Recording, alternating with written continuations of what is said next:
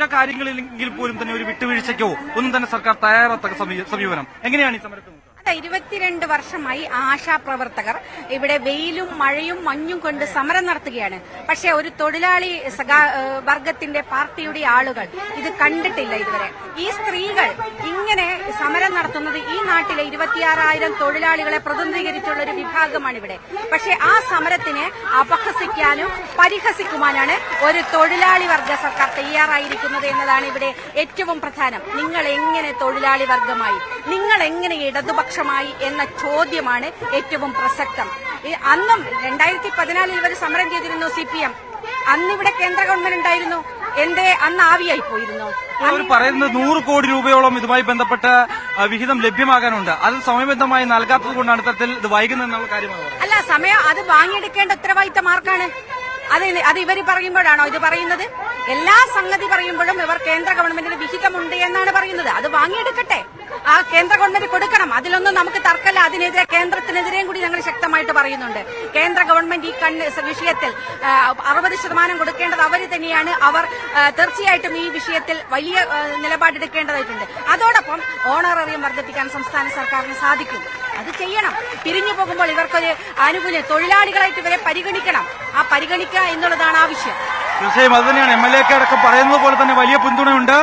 തുടക്കം മുതൽ തന്നെ ഇതുമായി ബന്ധപ്പെട്ട അനുകൂല നിലപാട് സ്വീകരിച്ചാണ്. ഏതെങ്കിലും തരത്തിൽ ഈ സമരത്തിൽ നിന്ന് പിന്നോട്ട് പോകില്ല, അവർക്ക് ഒപ്പം എന്നും ഉണ്ടാകുമെന്നുള്ള കാര്യങ്ങൾ കൂടിയാണ് KK രമ ഉൾപ്പെടെയുള്ള MLA ചൂണ്ടിക്കാണിച്ചത്. മറ്റ് ജനപ്രതിനിധികൾ, ഒപ്പം തന്നെ മറ്റ് നേതാക്കന്മാർ, പ്രതിപക്ഷത്തെ നിരയിലെ പ്രധാനപ്പെട്ട നേതാക്കളെല്ലാം തന്നെ ഈ സമരത്തിന് പിന്തുണയുമായി രംഗത്ത് വരുന്ന പശ്ചാത്തലം. എന്തായാലും ഇപ്പോൾ ഈ ബാരിക്കേഡ് വെച്ച് തടഞ്ഞിരിക്കുന്ന ഈ ചന്ദ്രശേഖരൻ സ്റ്റേഡിയത്തിന് സമീപമുള്ള പ്രദേശത്ത് അവിടെ ഇപ്പോൾ കുത്തിയിരുന്നു കൊണ്ട് പ്രതിഷേധിക്കുകയാണ് ആശാവർക്കർമാർ. കൂടുതൽ പേർ ഇവിടേക്ക് എത്തുന്നു, കൂടുതൽ പ്രവർത്തകർ, ആശാവർക്കർമാർ വലിയൊരു നിര നമുക്ക് ഇവിടെ കാണാൻ സാധിക്കുന്നുണ്ട്. എന്തായാലും സമരത്തിന്റെ ഒരു മുഖം മാറുകയാണ്. കഴിഞ്ഞ ദിവസങ്ങളിൽ ഉണ്ടായതുപോലെയല്ല, മറ്റൊരു തരത്തിലേക്ക് കൂടി ഈ ഒരു സമരം വ്യാപിക്കുകയാണ്. അപർണ, ഏതെങ്കിലും തരത്തിലുള്ള ഇപ്പൊ നേരത്തെ ഈ ടാർപ്പാളിൻ അഴിച്ചു മാറ്റിയതടക്കം ഈ വലിയ പ്രതിഷേധത്തിലേക്കൊക്കെ പോയ ഒരു സാഹചര്യം ഉണ്ടായിരുന്നു, സംഘർഷത്തിലേക്ക്. അതിനുള്ളൊരു സാധ്യതയുണ്ടോ? ഇത്രയേറെ പേർ, പ്രത്യേകിച്ച് സ്ത്രീകൾ, ഇങ്ങനൊരു പ്രതിഷേധ മാർച്ചുമായി നടത്തുമ്പോൾ പോലീസ് അത് ഏത് തരത്തിലായിരിക്കും ഹാൻഡിൽ ചെയ്യുക?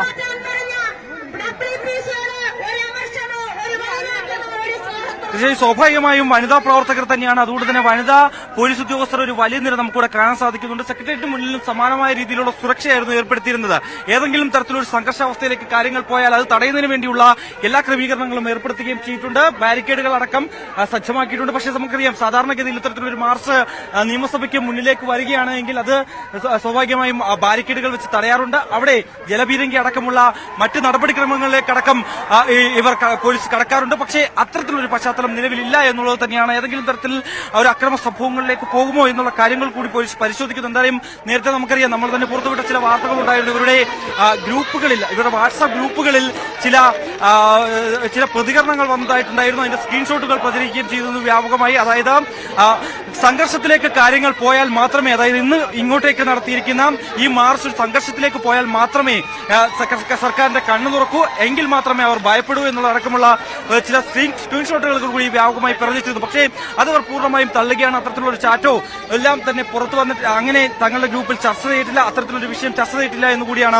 ആശാവർക്കർമാർ പറഞ്ഞു വെക്കുകയും ചെയ്തത്. എന്തായാലും നിലവിൽ കൂടുതൽ ശക്തമായ രീതിയിലേക്ക് സമരം മുന്നോട്ട് പോകുന്നതിന്റെ ഒരു കാഴ്ച നമുക്ക് കാണാൻ സാധിക്കുന്നു. നമുക്കറിയാം, ഈ ഒരു ജനാവലി, ഈ കരാഘോഷത്തിലൊക്കെ തന്നെ നമുക്കറിയാം അവരുടെ ഒരു വേദന. അവർ കഴിഞ്ഞ കുറച്ച് നാളുകളായി അനുഭവിക്കുന്ന വലിയ രീതിയിൽ മഴയത്തും വെയിലത്തും ഒക്കെ തന്നെ പണിയെടുക്കുന്ന പാവപ്പെട്ടവരായിട്ടുള്ള ആശാവർക്കർമാരാണ്. മറ്റ് സംസ്ഥാനങ്ങളിലുമൊക്കെ തന്നെ സമാനമായ രീതിയിൽ കൂടുതൽ തുക നൽകുമ്പോൾ എന്തുകൊണ്ട് കേരളത്തിൽ മാത്രം ഇത്തരത്തിലുള്ള തുക അനുവദിക്കാൻ, അല്ലെങ്കിൽ മറ്റ് ഓണറേറിയ അടക്കം കൃത്യമായി നൽകാൻ സംസ്ഥാന സർക്കാർ സാധിക്കുന്നില്ല? ഏതെങ്കിലും തരത്തിൽ കേന്ദ്ര സർക്കാരിനെ പഴിചാരിയാൽ എന്തുകൊണ്ട് കേന്ദ്രത്തിൽ നിന്ന് ഈ വിഹിതം വാങ്ങി തങ്ങൾക്ക് നൽകാൻ സംസ്ഥാന സർക്കാർ തയ്യാറാകുന്നില്ല? സംസ്ഥാന സർക്കാർ അതിന്റെ ബാധ്യതയില്ലേ, അതിന്റെ കടമ അവർക്ക് തന്നെയല്ലേ എന്നുള്ള കാര്യങ്ങൾ കൂടി അവർ ചോദിച്ചു വെക്കുകയും ചെയ്യുന്നു. എന്തായാലും ഇക്കാര്യത്തിലൊക്കെ തന്നെ കൃത്യമായ മറുപടി സംസ്ഥാന സർക്കാരിന്റെ ഭാഗത്തുനിന്നും ഉണ്ടാകണം. ഇന്ന് ആരോഗ്യമന്ത്രി പതിവ് പല്ലവി ഇന്നും നിയമസഭയിൽ ആവർത്തിക്കുന്നത് നമ്മൾ കാണുകയും ചെയ്തതാണ്. അതിലൊക്കെ തന്നെ അവർ പറയുന്നത്, ഏതെങ്കിലും ആശാവർക്കർമാർ ഇന്ന് മന്ത്രി പറഞ്ഞതുപോലെ 14,000 രൂപ കൈപ്പറ്റുന്നുണ്ട് എങ്കിൽ അത് തെളിയിക്കാൻ സർക്കാർ തയ്യാറാകണം. അത് എങ്ങനെയാണ് ലഭിക്കുന്നതെന്നടക്കമുള്ള കൃത്യമായ വിവരങ്ങൾ കൈമാറാൻ തയ്യാറാകണമെന്ന് കൂടിയാണ് പറഞ്ഞു വെക്കുകയും ചെയ്യുന്നത്. എന്തായാലും നമുക്ക് കൂടുതൽ പ്രതികരണങ്ങൾ കൂടി പറഞ്ഞ ചെയ്യിക്കാം. സുരേന്ദ്രൻ. ഇപ്പോൾ എന്തായാലും നിയമസഭയിലേക്ക് ഇപ്പോൾ ഈ ഒരു സമരം വ്യാപിക്കുകയാണ്. കൂടുതൽ ആളുകളുടെ വലിയൊരു പ്രവർത്തകരുടെ ഒരു വലിയ നില നമുക്ക് കാണാൻ സാധിക്കുകയും ചെയ്യുന്നുണ്ട്. എങ്ങനെയായിരുന്നു ഇനിയൊരു സമരം രീതി? സമരം വിജയം കണ്ടേ തിരിച്ചു പോകുള്ളൂ.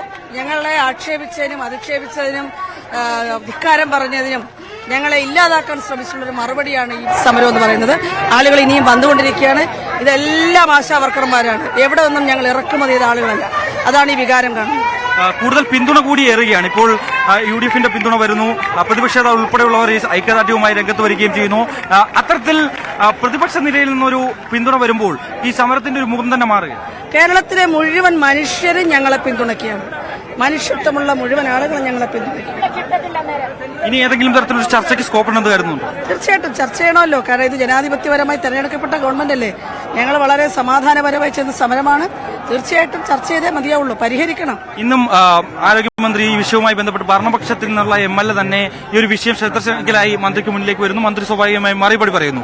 അത് സ്ഥിരമായി പറയുന്ന രീതി തന്നെയാണ്. അതായത് 14,000 രൂപ വരെ വാങ്ങുന്ന ആശാവർക്കർമാരുണ്ട് എന്നാണ് മന്ത്രി തെരുവ് സഹിതം പറയുന്നത്. അങ്ങനെയുണ്ടോ? അങ്ങനെയില്ല. മന്ത്രി വീണ്ടും നിയമസഭയ്ക്കകത്ത് കള്ളം പറയാണ്. കഷ്ടമെന്നേ പറയാനുള്ളൂ. അവരാ ഒരു മാസം ഓണറേറിയം കൊടുക്കും, പിന്നെ ഒരു മാസം ഇൻസെന്റീവ് കൊടുക്കും. എങ്ങനെയാണ് ഒരു മാസം ഈ വരുമാനം എന്ന് പറയുന്നത് മനസ്സിലാവും. ആശാ ഹെൽത്ത് വർക്കേഴ്സ് അസോസിയേഷന്റെ സമരം പ്രതിഷേധത്തിലേക്ക് കടക്കുന്നു. 22ാം ദിവസത്തിലാണ് സമരം.